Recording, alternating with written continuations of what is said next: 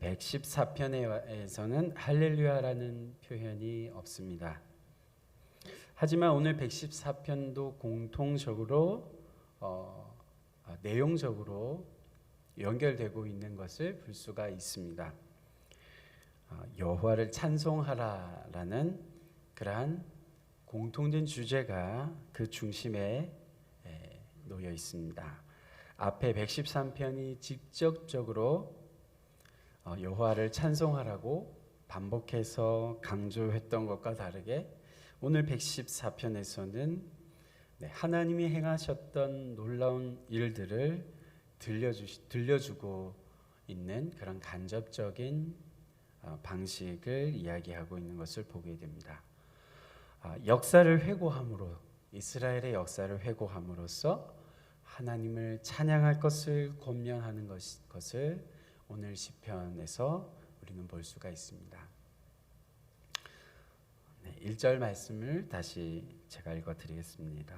이스라엘이 애굽에서 나오며 야곱의 집안이 언어가 다른 민족에게서 나올 때에, 1절 말씀은 이스라엘 역사 가운데의 어느 한 시점을 이야기하고 있습니다. 그것이 무엇입니까? 출애굽한 사건입니다. 이스라엘의 역사 가운데 여러 시점들이 있을 텐데 왜 시인은 출애굽으로 그 이스라엘의 역사의 시점을 되돌리고 있는 것인가 궁금하기도 합니다. 그런데 그 이유를 이어지는 2절에서 엿볼 수가 있는데요. 우리 2절 말씀 같이 한번 가능하신 분들은 읽어보겠습니다. 2절입니다. 유다는 여호와의 성소가 되고 이스라엘은 그의 영토가 되었도다. 유다와 이스라엘이 여호와의 성소 또 그의 영토가 되었다고 각각 이렇게 표현되고 있습니다. 여기서의 유다 그리고 이스라엘은 우리가 흔히 일반적으로 언뜻 생각하는 남유다와 북이스라엘을 뜻하는 것이 아니라 이스라엘 민족 전체를 여기서는 표현하고 있습니다. 유다와 이스라엘이 이처럼 같은 뜻으로 사용되는 것은 성경 가운데 흔한 경우는 아닙니다. 아무튼 이스라엘 민족 전체를 이야기하면서 시인은 여호와의 성소가 되고 그리고 이스라엘은 그의 영토가 되었다고 고백하고 있습니다. 그렇게 볼 때 1절과 2절은 무슨 뜻으로 이해할 수 있는가 하면 오늘 시편의 시작이 출애굽으로 시작하는 것은 출애굽으로 그의 시를 열고 있는 것은 이스라엘 백성이 하나님의 백성이 된 것이 출애굽에서 시작되었기 때문이라는 것입니다.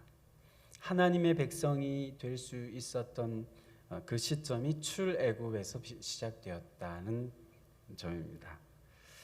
그래서 여호와의 성소가 되고 그분의 영토가 되는 것, 달리 간단히 말하면 하나님의 백성이 되는 것이 너무나도 중요하다라는 이유 때문입니다.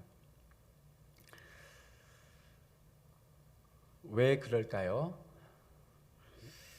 하나님께서는 참 하나님이시기 때문에 그렇습니다. 하나님이 여러 신들 가운데 그저 한 신 중에 하나라고 한다면 문제되지 않을 것입니다. 상관없을 것입니다. 하지만 여호와 하나님은 참 하나님이십니다. 여호와 하나님이야말로 더 정확하게 말하면 진짜 하나님이시기 때문에 그렇습니다. 하나님의 백성이 되는 것이 중요한 것은 또 있습니다. 그것은 우리가 믿는 하나님이 참 하나님이실 뿐만 아니라 다른 이유가 있는데 그것은 하나님의 백성이 되는 것이 바로 저와 여러분의 존재 이유라고 할 수 있기 때문입니다.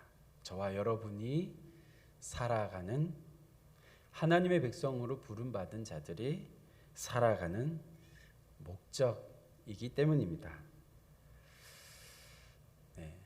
우리는 하나님의 백성입니다. 아멘이시죠? 그렇습니다. 하나님의 백성으로 부름받아 오늘도 살아가고 있습니다. 물고기가 물을 떠나서 살아갈 수 없는 것처럼 하나님의 백성은 하나님을 떠나서 살아갈 수 없습니다. 여기에서 유의할 점이 한 가지 또 있습니다. 하나님의 백성이라고 해서 저절로 자동적으로 하나님의 백성이 되지는 않는다는 것입니다. 우리가 잘 알고 있는 이스라엘 백성들, 성경에서 만나는 구약의 이스라엘 백성들을 보게 되면 그들은 하나님의 백성이었습니다. 하지만 그들은 우상을 섬기고 또 하나님의 의를 따라서 하나님의 뜻을 따라 그들이 행하지 않게 되었습니다. 하나님은 그래서 어떻게 하시냐면 그들을 인도하셨던 약속의 땅, 가나안 땅에서 내어 쫓으십니다. 그리고는 다시 애굽에서 포로로 종으로 살았던 삶을 다시 살게 하십니다. 바벨론 포로의 삶을 살게 하셨습니다. 선민으로 택함 받은 백성이었지만 하나님께 버림받게 되는 비참한 운명에 떨어지게 되었던 것이 이스라엘 백성들의 삶입니다. 겉으로는 하나님의 백성이라고 자부했던 이스라엘이었지만 그들의 속은 하나님의 백성이지 않았기 때문입니다. 이처럼 우리의 속과 겉 모두가 하나님의 백성이 되는 것이 중요하다고 할 수 있습니다. 그렇게 볼 때에 오늘 시편의 배경은 포로 귀환, 바벨론 포로에서 돌아온 그 이후의 상황을 염두에 두고 있는 것으로도 볼 수 있습니다. 하나님께로부터 징계를 받아서 바벨론으로 끌려갔던 사람들이 다시 성전을 짓고 성벽을 재건하고 율법 체계 규례대로 하나님의 말씀대로 자신들의 삶을 정결하게 하면서 자신들이 잘못한 것을 뉘우치고 다시 하나님의 백성의 모습으로 되돌아가고자 했던 그러한 사람들이 있었습니다.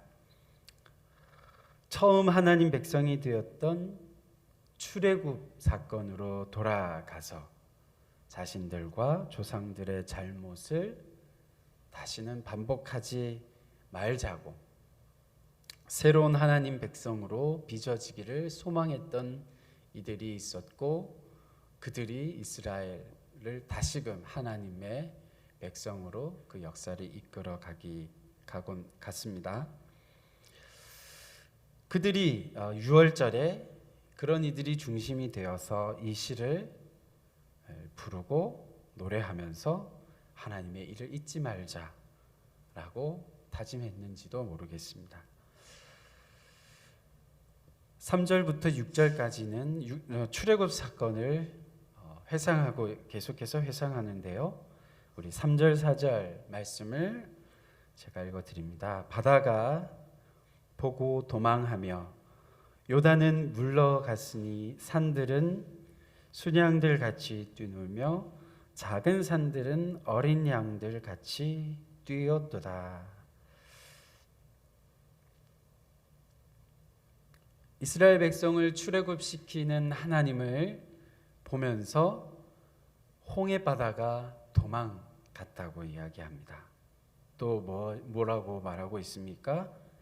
가나안 땅에서는 이 요단강이 물러갔다고 노래하고 있습니다.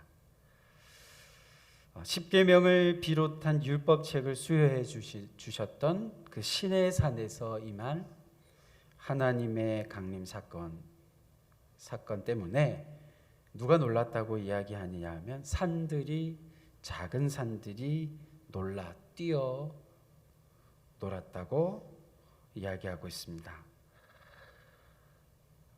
반어적인 방식으로 반어법으로 이 바다와 요단과 산들을 향해서 다음 5절부터 6절에서 시인은 묻습니다. 너희가 바다야 요단아 산들아 너희가 그렇게 행한 이유가 무엇이냐 라고 묻고 있는데요. 5절 6절 말씀 같이 한번 가능하신 분들 읽어보겠습니다. 바다야 내가 도망함은 어찌함이며 요단아 내가 물러감은 어찌함인가. 너희 산들아 춘향들 같이 뛰놀며 작은 산들아 어린 양들 같이 뛰놀면 어찌함인가. 시인이 바다에게 그리고 요단에게 산들에게 묻고 있는 것은 무엇 때문이겠습니까? 시인이 잘 몰라서 묻는 것이지 않는 것을 알 수 있죠. 시인은 이처럼 이들에게 바다와 요단과 산들에게 묻고 있는 이유는 하나님의 행하시는 일들이 너무나 놀라울 정도로 그 놀라움을 알 길이 없기 때문입니다. 그래서 이어지는 7절에서 시인은 이제 땅을 향해서 명령을 하고 있는데요. 7절 읽어드리겠습니다. 땅이여 너는 주 앞 곧 야곱의 하나님 앞에서 떨지어다. 아멘.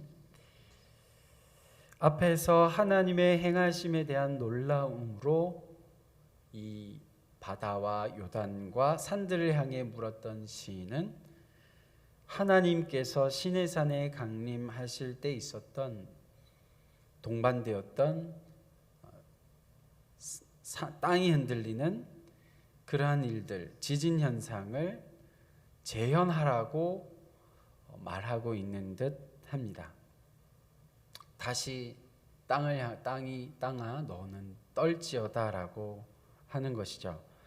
그런데 한편으로는 이 시를 통해서 출애굽 사건을 회상하게 된 이들에게 요구하시는 하나님의 명령이 무엇인지를 그러한 명령으로 들을 수도 있습니다.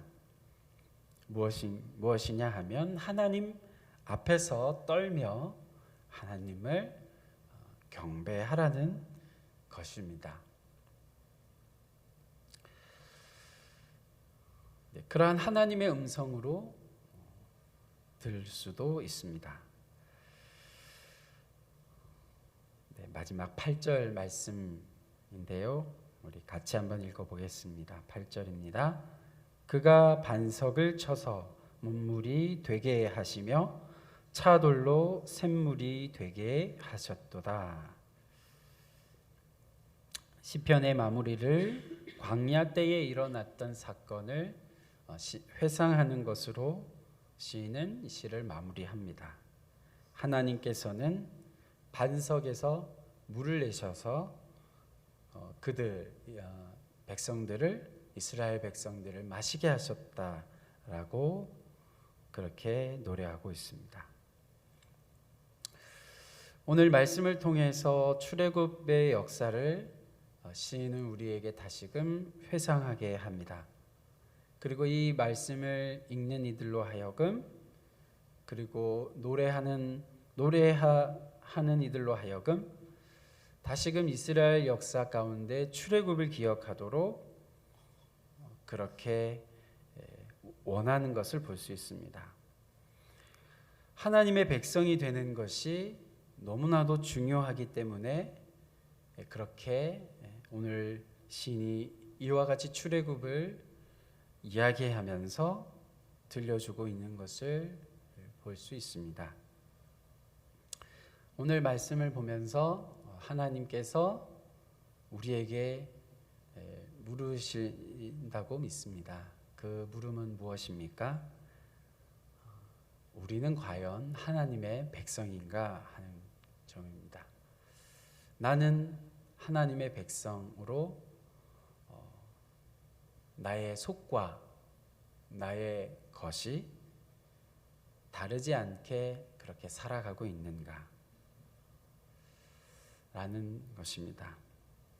이 새벽 하나님 앞에 이러한 질문 앞에 하나님이 물으시는 질문 앞에 조용하게 정말 내가 하나님의 백성으로 살고 있는지 자문할 수 있으시기를 바랍니다. 그래서 하나님 앞에서 떨며 하나님을 경배하는 그러한 하나님 백성 되실 수 있기를, 그러한 저와 여러분이 되실 수 있기를 주님의 이름으로 축원드립니다. 기도하겠습니다. 하나님 감사합니다. 저희를 하나님의 백성으로 하나님의 자녀로 삼아 주셔서 하나님의 아름다우심과 하나님의 그 은혜와 하나님의 사랑을 증거하고 나타내며 살아갈 수 있게 하심을 감사드립니다. 저희들만 그 하나님의 사랑을, 그 은혜를 받아 누리는 것이 하나님의 뜻이 아닌 것을 생각하게 됩니다. 하나님 백성으로 오늘도 그렇게 살아가고 있는지, 내가 과연 하나님 백성답게 살고 있는지 오늘 시편의 말씀을 통해서 우리 자신을 돌아보게 하심을 감사합니다.